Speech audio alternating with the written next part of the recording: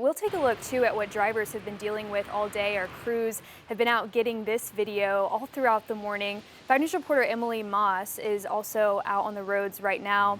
And Emily, tell us where you are, what you've been seeing. Hi Morgan, it's right. We're on I-49 North near Chester, and on our way down here, it's been kind of a different story than what we're seeing now. Right now, let's give you a look now on the roadway on I-49 going north. There's not a whole lot going on. We just heard Danny say that there's kind of a dry spot over Crawford County where we are right now. Something that we did notice though on our way down here, unfortunately, a lot of people just did not have their lights on. So a good reminder to make sure that you have your lights on during the rain or these kind of storms. Even without the rain, you can see that fog, that sort of mist overlaying the road. That also will obscure vision. So you want to make sure you have those lights on so the cars behind you, in front of you, they can see you through that mist. Also, speaking of that mist, we're getting sort of a weird effect when it comes to the mountains in the area. You can kind of see in the distance, and it almost looks like there's smoke pluming from them, almost like they were volcanoes, those low-hanging clouds attaching themselves to the trees. Just something a little weird and strange we don't always see, so I wanted to point that out for you there. Again, on our way down here, we did not see too much in terms of accidents, but we did go into some spots where it was slicker than others. The tunnel, of course, was fairly damp on the inside. We want to make sure that when you're changing environments, it can change quickly. It's the whole point of a flash flood warning environment. Since it changes quickly, you want to make sure that you are staying alert in these sort of storms. Anything can happen at any point of time. DOT does predict that a lot of these crashes happens when that first inch of rainfall is on the ground because people just weren't prepared for it. So again, you want to make sure you're taking all the correct precautions. Back to you. All right, Emily, thanks. Looks like it's a little bit better out there than it was where you guys were earlier this morning, at least. But thank you so much. Well, 5 News is also making it easy for you to keep up with real-time road conditions. We also have a list of roads to avoid right now. For that list, just text the word flood to the number right there on your screen, 479-785-5000 at any time, and we'll send you a link with the information you need.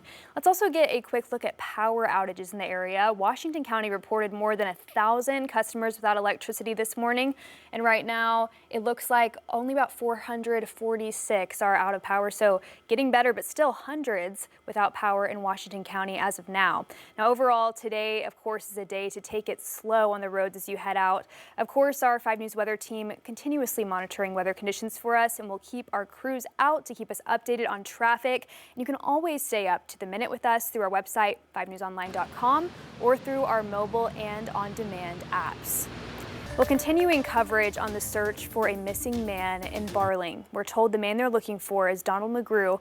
McGrew's family says his vehicle plunged off of a boat ramp into the Arkansas River on Monday. Multiple agencies tried to find him, but he's still missing at this hour. The family is reaching out for help after they say officials told them the search efforts at the river are winding down. Barling police couldn't comment on the search efforts, but they did tell us this investigation is open.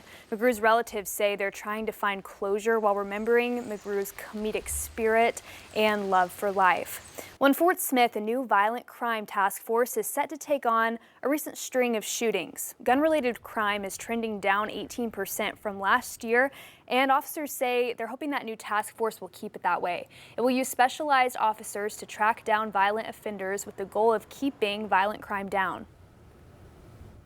It's proactive measures like this that help us stop something from escalating. If you have any information on recent shootings, please ask you to contact them.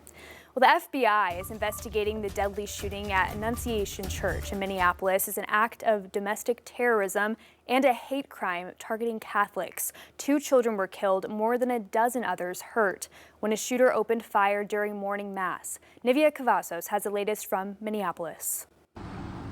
Mourners set up tributes this morning to the young victims of Wednesday's deadly shooting at Annunciation Catholic Church in Minneapolis. Where's the shooter? Terrifying footage provided to CBS News by a parent shows panicked children running out of the chapel moments after a shooter opened fire during morning mass. 2 children, just 8 and 10 years old, were killed. This is an unspeakable tragedy. Thoughts and prayers, they're certainly welcome, but they're not enough. These kids were literally in church praying.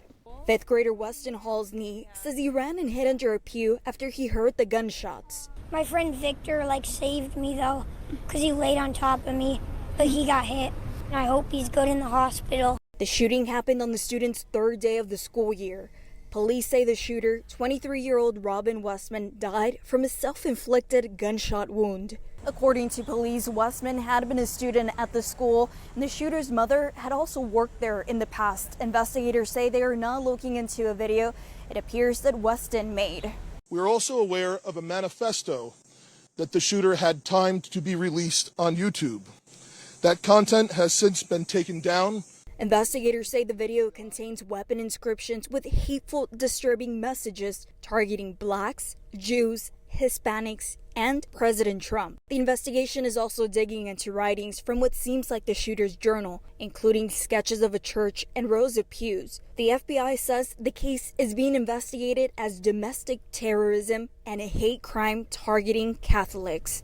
Nidia Cavazos, CBS News, Minneapolis.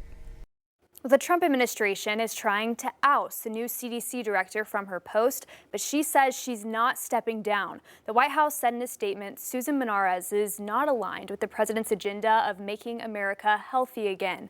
The shakeup comes as the FDA this week moved to limit who's eligible for the COVID vaccine. At least 3 other top CDC officials publicly resigned after that announcement. Attorneys for Menarez says she's not resigning, and they're contesting the firing because the notification came from a White House staffer, not the president himself. The chair of the Senate Health Committee says the departure will require oversight, and ranking member Bernie Sanders is calling for a hearing. This week marks 20 years since Hurricane Katrina slammed the Gulf Coast, and a group of workers at FEMA warned the organization is not ready for another catastrophic storm. Roughly 20 FEMA employees have been placed on leave just one day after attaching their names to a letter accusing the Trump administration of gutting FEMA's workforce. The letter was signed by 36 current and former FEMA employees and backed anonymously by nearly 150 more. President Trump has threatened to eliminate FEMA, and roughly 1/3 of full-time staff has either left or been fired since January. One of the FEMA workers who signed the letter told CBS News he's terrified of permanently losing his job, but felt he needed to sound the alarm. In a statement, a FEMA spokesperson told CBS News, "Our obligation is to survivors, not to protecting broken systems."